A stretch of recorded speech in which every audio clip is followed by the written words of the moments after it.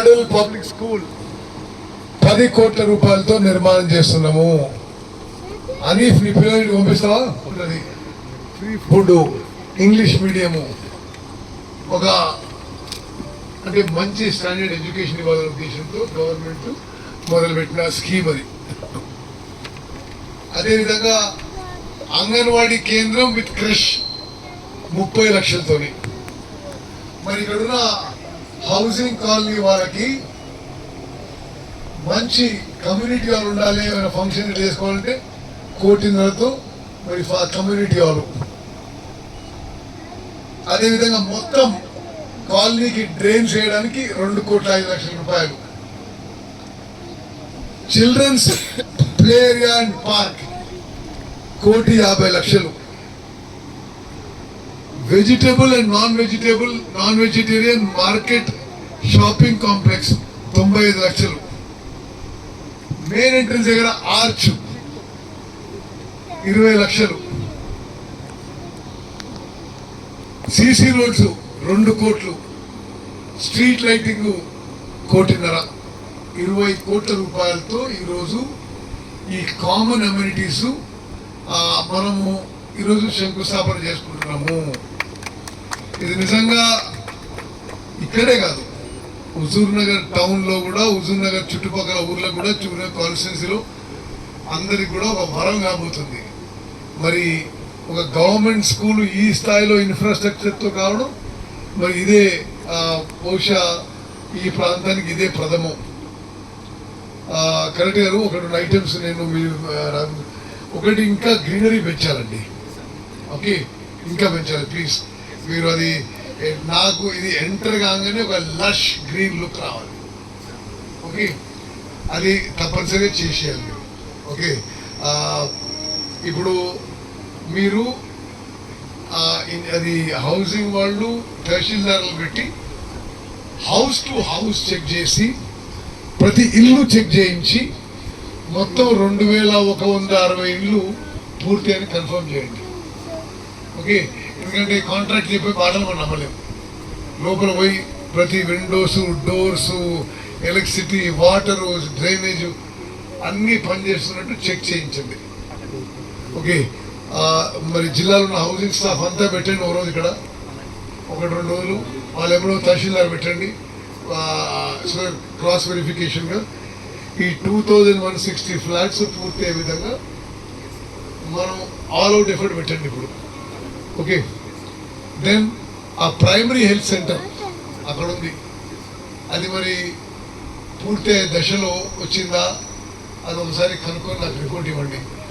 దానికి కూడా 3 రంగుల కలర్స్ వేయించండి. ఈ మొత్తం అన్ని బిల్డింగ్స్కి నేను ఎన్నోసార్లు చెప్పినా కానీ ఈ 3 రంగుల ఏదైతే స్ట్రిప్ అవుతుందో ఇంకొక కోటింగ్ వేయించి కొంత అట్రాక్టివ్గా చేయించండి. పైనే కాకుండా సైడ్లో కూడా వేయించాలి, అదే లుక్ ఇస్తుంది మొత్తం కాలనీకి. ఓకే, నేను ఇప్పుడు మీకు ఆర్డీఓ గారు చెప్తున్నా, ఎవరెవరికి ఇప్పుడు ఇది ఎలిజిబిలిటీ క్రైటీరియాలో రాజకీయ ప్రమేయం ఉండదు. ఇప్పుడు తొందరగానే సీన్ ఉన్నాడు, ఆయన చైర్మన్, ఆయన మాటకు విలువ ఇవ్వాలి. కానీ ఆయన ఎలిజిబిలిటీ క్రైటీరియా రికమెండ్ చేస్తేనే ఇవ్వాలి. అది స్పష్టంగా ఉన్నాడు, చాలా గట్టి లీడరు. ఆయన నాన్ ఎలిజిబిలిటీ ఎవరు చెప్పినా ఇవ్వకండి, ఎలిజిబిలిటీ వీళ్ళు చెప్పినా ఇవ్వండి, ఎవరు చెప్పినా ఇవ్వండి. అంటే నేను ఒక ఆకాంక్ష టౌన్లో అందరికీ మనం ఈ పని ఒక తపస్సులాగా, ఒక యజ్ఞం లాగా 15 ఏళ్ళు చేస్తున్నాం. ఎవరికైనా ఒక్కరికి ఎలిజిబుల్ వచ్చినా లేకపోతే ఒక ఎలిజిబుల్ మిస్ అవుట్ అయినా ఇది మన బదనాం అయ్యే పరిస్థితి వస్తుంది. సో అంటే ఇక్కడున్న ప్రజాపతి లేదని మనం ఏంటంటే మీరు ఇచ్చే లిస్టుకి పూర్తి గౌరవం ఉంటుంది, కానీ అది ఎలిజిబిలిటీ క్రైటీరియాలో ఉండాలి. ఓకే, ఇంకో విషయం కలెక్టర్ గారు చాలా స్పష్టంగా చెప్తున్నా, 18 ఏళ్ళు దాటి 2 పిల్లలు ఉంటే 2వ ఫ్లాట్ ఇవ్వండి. ఎందుకంటే ఇది చిన్నగా ఉన్నాయి, 317 స్క్వేర్ ఫీట్ అయింది, 4 పెద్దోళ్ళు ఉండే అంత స్పేస్ లేదల్లా. ఓకే, అది ఆ క్రైటీరియా పెట్టుకొని మీరు ఇద్దరు 18 ఏళ్ళు దాటి పిల్లలు ఉంటే అడిషనల్ ఫ్లాట్ ఇచ్చేసింది, అదే ఫ్లోర్ అదే అది ఇచ్చేసి మ్యాటింగ్ తీసేది. రెండోది బాత్రూమ్లు చిన్నగా అయినాయి కాబట్టి అదనపు బాత్రూమ్లు అంటే both toilet and shower bath అదనంగా కట్టియాలి. దానికి ఏం చేయాలంటే ఇప్పుడు నేను మున్సిపాలిటీతో మాట్లాడినా లాంగ్ టర్మ్ లో మున్సిపాలిటీ మెయింటైన్ చేస్తారు కాబట్టి మీరు డ్రాయింగ్ డిజైన్ మీరు ఫైనలైజ్ చేయండి, అమౌంట్ మున్సిపాలిటీకి ట్రాన్స్ఫర్ చేసి వాళ్ళ ద్వారా కట్టిద్దాం, వాళ్ళ ద్వారా కట్టించి వాళ్ళ ద్వారానే మెయింటెనెన్స్. సరే నాకు అర్థం కలిసి ఓకే. అది ఇప్పుడు మీరు 2000 మంది ఫ్లాట్లు అంటే ఫ్లాట్కి మనం ముగ్గురు చొప్పున తీసుకున్న 6-7 వేల మంది ఉంటారు ఇక్కడ. ఓకే, 6-7 వేల మందికి ప్లస్ విజిటర్స్ వస్తారు. ఓకే, విజిటర్స్ వస్తే వాళ్ళ ఇప్పుడు ఈ ఫ్లాట్లలో ఉన్న బాత్రూమ్ సరిపోవు. సో బయట ఎన్ని బాత్రూమ్లు కట్టియాలనో మీరు ఒక ప్రణాళిక, ఒక డిజైను, ఒక ఎస్టిమేట్ మొత్తం మీరే తయారు చేసి మున్సిపాలిటీకి హ్యాండ్ ఓవర్ చేసి అవసరమైన టెండర్ మీరు కూడా మీరే పిలవండి, కానీ మున్సిపాలిటీ ఆధ్వర్యంలో పని జరగాలి. So let the municipality take ownership of those toilets and baths. ఫ్యూచర్లో కూడా వాళ్ళే మెయింటైన్ చేయాలి. ఏమంటారు? 160 ఇక్కడ 1 బెడ్రూమ్ ఫ్లాట్స్, ఆ రోడ్ అవతల 2000 ప్లాట్లు అని ఒక weakest of the week, poorest of the poor కోసము అత్యంత పేదరికంలో ఉన్న వాళ్ళకి, ఇల్లు లేని వాళ్ళకి ఇదొక ఈ హౌసింగ్ స్కీమ్ ప్రపోజ్ చేయడం జరిగింది. అయితే గతంలో కొంత పని చేసిన మేము 2013 వరకు, 2014లో కూడా. అప్పుడు టీఆర్ఎస్ గవర్నమెంట్ వచ్చిన తర్వాత నా మీద కక్ష సాధింపుతో ఈ పనులు ఆపేసాడు. తర్వాత చాలా మంది ముఖ్యమంత్రులు, మంత్రులు వచ్చినప్పుడల్లా ప్రకటన చేసేది, ఇది మేము పూర్తి చేస్తామని. ఎవరూ చేయలేదు. మళ్ళా మేము 2023లో అధికారులు వచ్చిన తర్వాత మళ్ళా మొదలుపెట్టిన పని ఇది ఆ దేవాలయ భూములు. ఆ దేవాలయానికి మార్కెట్ రేటు హైకోర్టు అనుమతితో దేవాలయాన్ని కట్టేసినాం. తర్వాత ఈ పనులు మొదలుపెట్టినాం. టీఆర్ఎస్ గవర్నమెంట్లో పనులు ఆగిపోయినాయి, మళ్ళా మా గవర్నమెంట్ పనులు మొదలైనవి. మళ్ళీ మేము సుమారు ఇల్లు పూర్తి చేయడానికి ఓన్లీ బ్యాలెన్స్ వర్క్కి 75 కోట్లు మంజూరు చేసినాం. ఇప్పుడు ఆ పనులు పూర్తయ్యని చెప్పి నేను ఆశిస్తున్నా. మీరు కదండి, అన్ని ఫ్లాట్ల కరెంట్ వచ్చిందా, వాటర్ వచ్చిందా, డ్రైనేజ్ వచ్చిందా?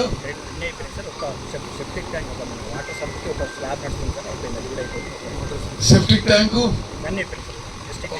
ఇప్పుడు ఒక విషయం రాసుకోండి, ఆర్డీఓ గారు ఒక విషయం మీరు ముందుకు రండి.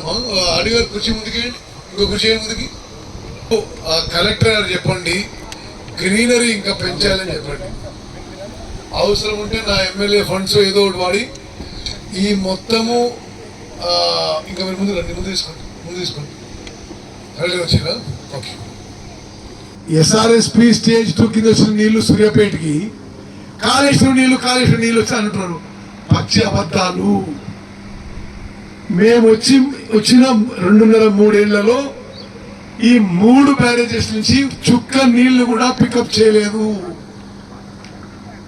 ఈ 2.5 ఏళ్ల నుంచి అక్టోబర్ 2023లో ఈ బ్యారేజెస్ కొలాప్స్ అయిన తర్వాత వాళ్ళ హయాంలోనే గేట్లు తిండ్రు.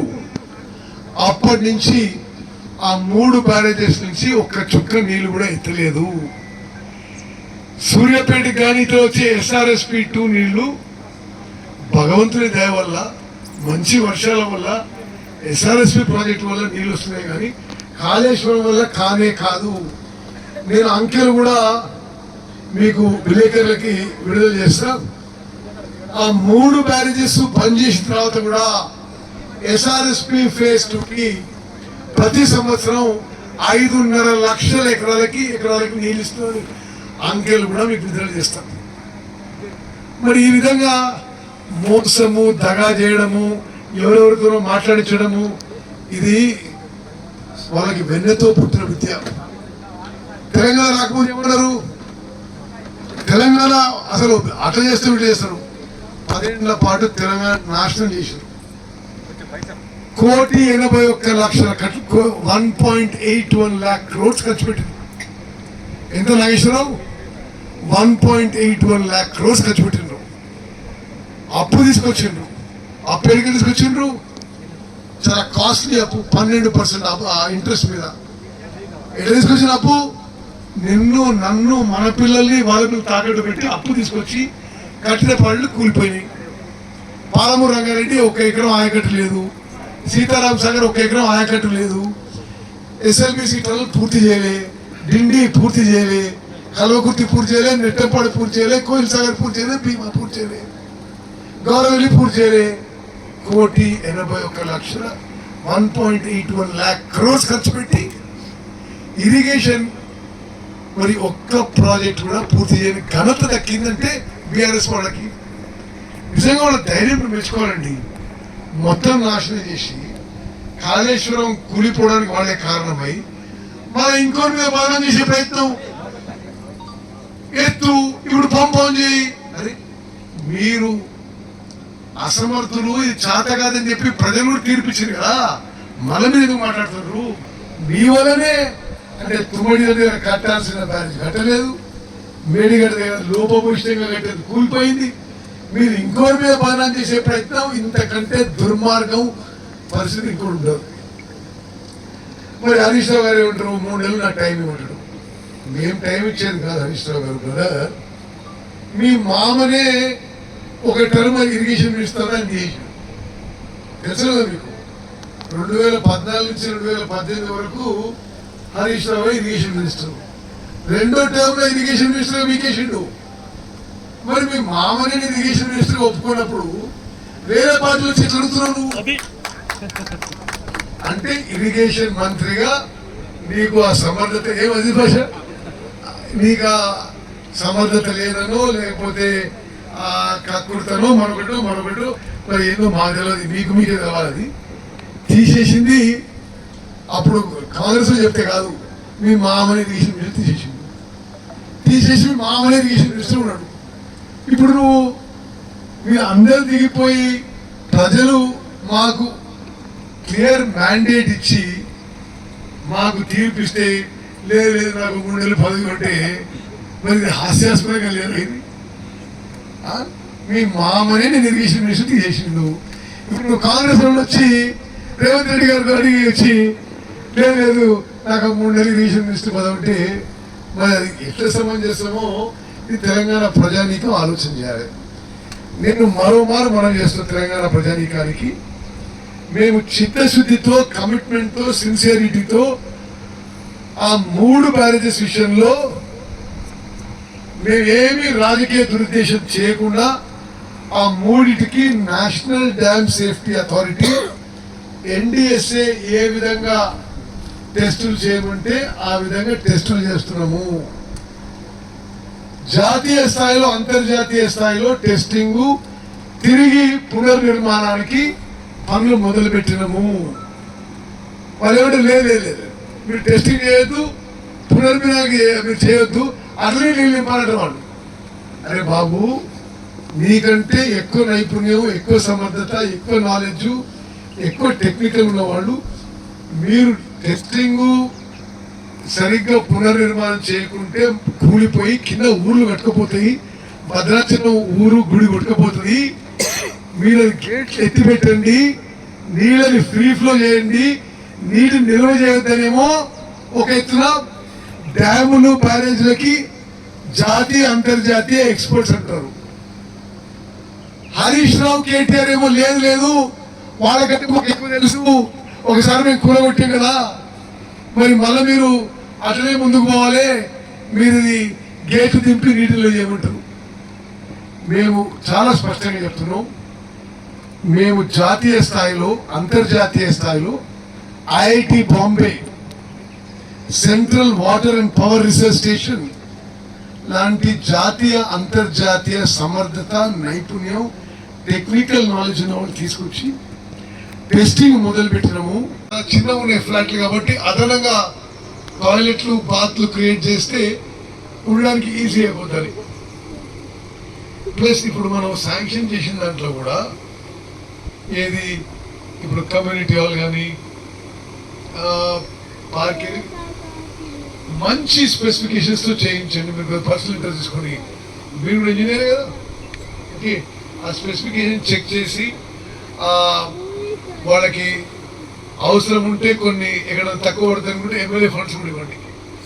బట్ అన్నిటికీ మంచి క్వాలిటీ ఫినిష్ ఉండాలి. లేకపోతే మనం ఇంత చేసేదంతా వృధా అవుతుంది. అదేవిధంగా మనం రెండో రోడ్ అనుకున్నాం, అది ఏమైంది? ఓకే, ఈ కాలనీకి మేమేమనుకున్నామంటే ఒక 6-7 నుంచి 10,000 మంది ఉంటారు కాబట్టి ఇప్పుడు ఒకటే రోడ్డు ఉంది, అప్రోచ్ ఎగ్జిట్. ఒక రెండో రోడ్డు కూడా అప్రోచ్ ఎగ్జిట్ ఉండాలని చెప్పి అది కూడా మంజూరు చేయించి అది కూడా నిర్మాణం చేయిస్తున్నాము. దెన్ ఇప్పుడు మీరు ఆర్డిఓ వీళ్ళందరి స్టాఫ్తో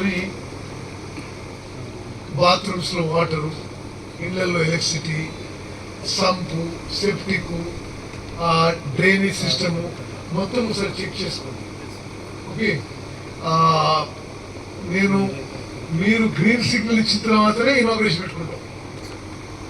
ఓకే, ఢిల్లీ నుంచి విఐపి కానీ ముఖ్యమంత్రి గారు కానీ ఎవరో ఒకరిని పిలుస్తాం, కానీ మీరు గ్రీన్ సిగ్నల్ ఇచ్చినాక మీరు రెడీ. ఓకే, దయచేసి ఇది మీరు దృష్టిలో పెట్టుకోవాలి. నిజంగా మోడల్ హౌసింగ్ కాలనీ ఉంటే మోడల్ హౌసింగ్ కాలనీలా ఉండాలి. ఓకే, ఏ టైప్లో కూడా ఇప్పుడు ఎందుకైతే కలెక్టర్ గారు సుదీర్ఘ రాజకీయ అనుభవంతో చెప్తా, మనం కట్టి హ్యాండ్ ఓవర్ చేసి వదిలేస్తే ఆ తర్వాత నేను ఎమ్మెల్యే ఉన్నా ఎవరు ఉన్నా మళ్ళీ కూడా పట్టించుకోండి, మళ్ళీ దిగులు చూస్తూ ఉంటాడు. ఒక ఇన్ఫ్రాస్ట్రక్చర్ ఫెసిలిటీస్ కానీ మౌలిక సదుపాయాలు కానీ దేనికి ఎవరు పట్టించుకుంటారు. మరి ఇప్పుడు మనం బెస్ట్ పాసిబుల్ ఇన్ఫ్రాస్ట్రక్చర్ క్రియేట్ చేసి వదిలేద్దాం. అదేవిధంగా దీన్ని 1-2 వార్డులుగా చేసేసేయండి ఇప్పుడే మున్సిపాలిటీలో. బికాస్ ఒక్కొక్క వార్డులో ఎంతమంది ఉంటారో చూసుకొని దాని ప్రకారం 1, 2, 3 వార్డులుగా కూడా విభజించేసేయండి. లోకల్ బాడీగా అది కూడా మూవ్ చేసేసేయండి. ఎందుకంటే మనం హ్యాండ్ ఓవర్ చేసినాక ఎవరెవరు మెయింటైన్ చేయాలి కదా. ఓకే, దొందగాని శ్రీకి మల్లికార్జునకి అప్పచెప్తాం, ఇక వాళ్ళు ఎట్లా మెయింటైన్ చేస్తారో చూద్దాం అది. ఓకే.